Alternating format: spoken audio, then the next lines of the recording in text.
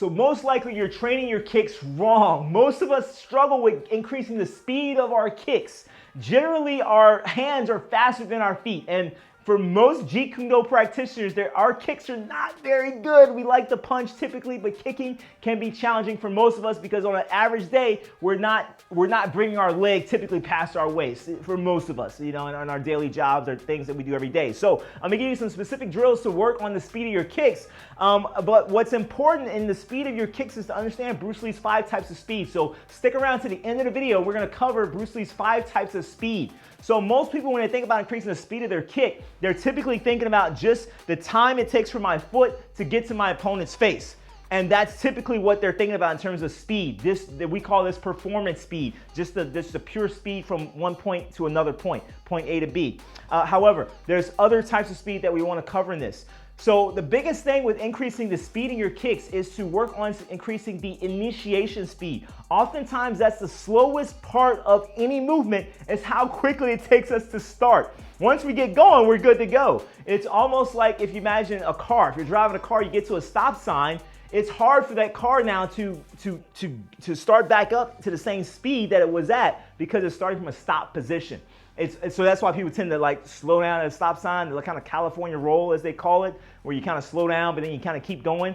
Don't do that, that's not safe, but it's the idea is that they're trying to go a little bit quicker, and so it's better not to be in a full stop. But initiating anything is always harder than something that's already in motion, okay? So that's the concept. So what we want to train is that initiation speed and improving that initiation speed. So the first thing I want you guys to work on are going to be knee raises. These are training drills, knee raises, and we're just raising the knee raises, raising the knee.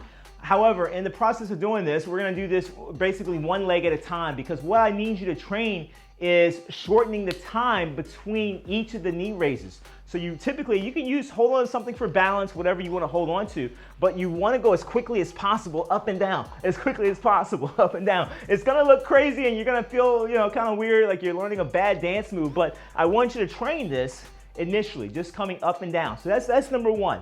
Once you kind of have the motion and you got it, you feel like you got it down pretty well, I want you to do the same thing with a resistance band. Now I've got a resistance band here, and if you have the handle, you may be able to get the handle around your foot and do this same thing around your foot. The one I have here, I have a little ankle wrap to go around my ankle, so I'm going to utilize that around my ankle. And so this is going to give me some resistance now in training this same thing. So now I can step on a portion of the resistance band, and I'm going to do the same thing where I'm lifting the knee up. So now I've got that resistance. I've got that resistance now, so it's a lot harder to do this. And so I'm building up that muscle right around the hip there, building up that muscle in the upper thigh, upper quad, just where it meets the hip. And that's important for increasing the speed of our kicks. Whether we're throwing a front kick or a kick out to the side, same thing, but obviously I can do the same thing out to the side, just lifting this out to the side, the same process. So that's that drill. So your basic knee raises.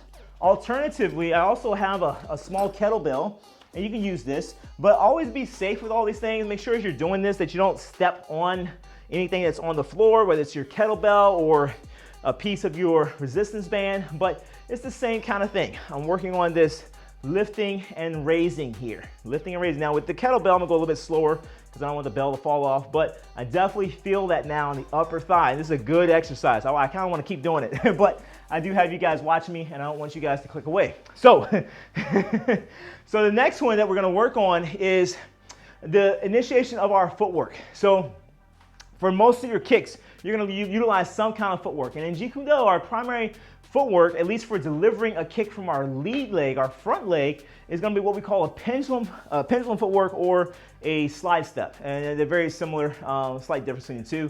We go into more detail on those in the online lessons, www.jkdprocess.com. So sorry, got to put that shameless plug in there for that because we do teach you Jeet Kune Do A to Z. But if I'm going to work this footwork, I'm going to kick my front leg here, I need to work on this initiation of the footwork. So I'm just going to work really just the footwork, just boom, right? Just boom, just getting there, boom, okay, boom, just getting that position here, okay, boom, okay. So try to work that quick initiation. Now, what I want you to do is to train it the same way we did the knee raises.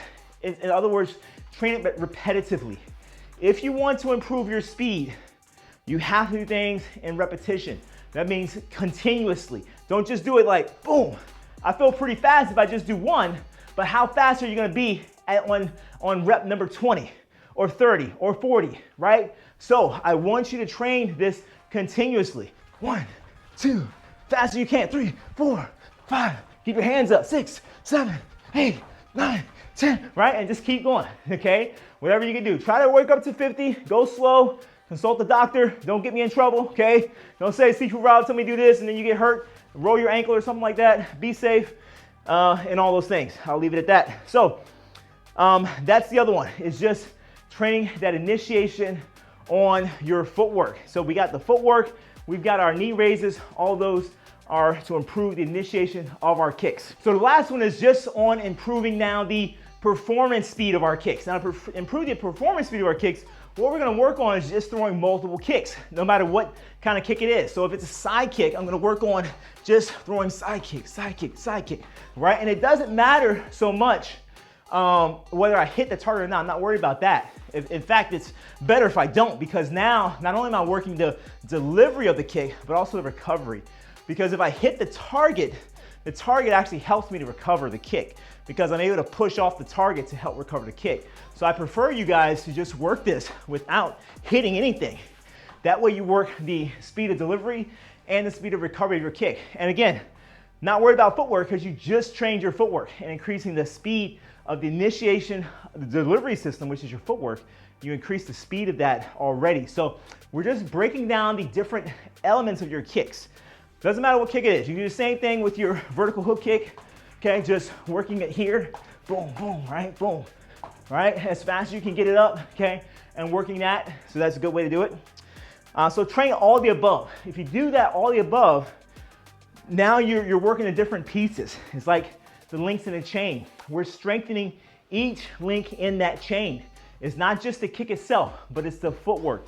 It's how quickly I can get my leg up. And it's, once my leg is up, how quickly can I extend safely and recover the kick. So we're working all the links in the chain. That's how we increase the speed of our kicks. Now, the 5 types of speed. We already talked about performance speed. Performance speed is literally just the time it takes for my foot or whatever a tool that I'm using to get from point A to point B. Performance speed is one of our 5 types of speed. We also talked about initiation speed, how quickly we can initiate a movement. The first of Bruce Lee's 5 types of speed, however, is perceptual speed. Perceptual speed is the time it takes my eye to visualize what's happening. How long does it take me to see what's happening, maybe recognize an opening, recognize something that's going on? That's the first type of speed, perceptual speed. The next type of speed is mental speed. How long does it take me now to process that information and decide on what to do about it? That takes time. From the time that I see it to the time it gets to my brain to process it, that takes time, but that's called mental speed. We also want to train mental speed. Bruce Lee was known for training all types of speed, right? His eyes to be able to react and see and those things as well as the mental speed. The next type of speed is our initiation speed. Once I've decided what to do, how quickly does it take me to start, to initiate whatever response I want to do in that given situation? Perceptual speed, mental speed, initiation speed. Then we have performance speed. Performance speed, of course, is that literal pure speed as far as how fast, once I've initiated, how fast does it take me to get from point A to point B, as we covered. The last type of speed is alteration speed. Once I've made a decision on which way to go, how do I now alter course if I need to? If I'm already in motion, how do I now change to go to a different direction or different course of attack? Those are Bruce Lee's 5 types of speed. In the next video, we're going to talk about the missing link in your training, because Jeet Kune Do is not a spoon-fed martial art. A lot of martial arts, you can kind of go to class, you can learn, and that's it. You go home and you go about your day. And Jeet Kune Do, however, is more of a personalized martial art. It's an individualized martial art. What that means is that what works for the whole class, it may not work for you individually, specifically. Or if it does, it's going to work a little bit differently. And so what that requires is for you to train on your own. So we're going to go into more detail of that and how you can maximize your training in 2 different ways outside of class. Because a lot of you guys are not in a Jeet Kune Do class right now. I understand that. Been there, done that. But there's other things you can do to level up your Jeet Kune Do. So check out that next video and please subscribe.